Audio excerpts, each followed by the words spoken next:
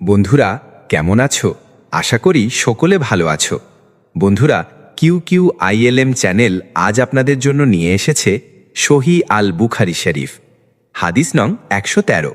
বিষয় হাদিস সংরক্ষণ, লিখন পদ্ধতি ও ইলমের আমানাত। 1, আরবি পাঠ। মূল হাদিস। আন আবি হুরাইরাতা রাদিয়াল্লাহু আনহু ক্বালা মা মিন আসহাবিন নবিয়্যি সাল্লাল্লাহু আলাইহি ওয়াসাল্লাম আহাদুন আকসারা হাদিসান আনহু মিন্নি ইল্লা মা কানা মিন আবদুল্লাহ ইবনে আমরু ফা ইন্নাহু কানা ইয়াকতুবু ওয়ালা আকতুবু। বাংলা অনুবাদ।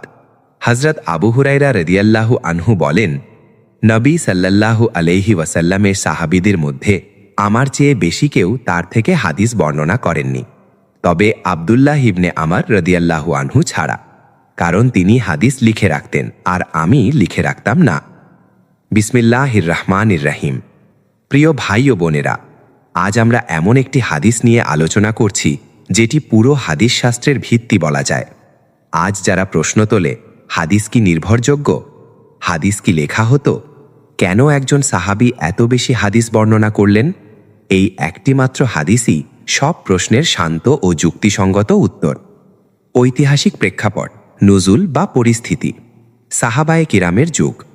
রাসূল সাল্লাল্লাহু আলাইহি ওয়াসাল্লামের যুগে কাগজ সহজলভ্য ছিল না, সবাই লেখাপড়া জানতেন না, কিন্তু ইলমের কদর ছিল সর্বোচ্চ।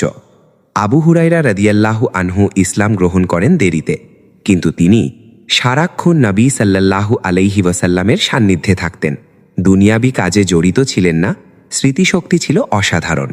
অন্যদিকে আবদুল্লাহ ইবনে আমর রাদিয়াল্লাহু আনহু ছিলেন লেখাপড়ায় দক্ষ, নবী সাল্লাল্লাহু আলাইহি ওয়াসাল্লামের অনুমতি নিয়ে হাদিস লিখতেন। তার লিখিত সংগ্রহের নাম ছিল আস-সাহিফাতুস সাদিকা। বিস্তৃত ব্যাখ্যা।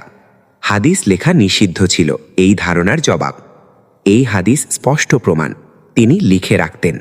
যদি লেখা নিষিদ্ধ হতো, নবী সাল্লাল্লাহু আলাইহি ওয়াসাল্লাম অনুমতি দিতেন না, সাহাবীরা লিখতেন না, আবু হুরায়রা রাদিয়াল্লাহু আনহু এটিকে স্বীকৃতি দিতেন না। বাস্তবতা হল, প্রাথমিক যুগে কোরআনের সাথে মিশে যাওয়ার আশঙ্কায় সবাইকে লিখতে উৎসাহ দেওয়া হয়নি, কিন্তু যোগ্য সাহাবীদের জন্য অনুমতি ছিল। প্রিয় দর্শক, হাদিস মানে কেবল কথা নয়, হাদিস মানে দায়িত্ব।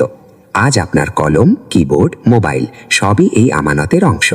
হে আল্লাহ, আমাদেরকে সত্য সংরক্ষণকারী বানান, ইলমে আমলকারী বানান এবং আমাদের কাজকে কবুল করুন।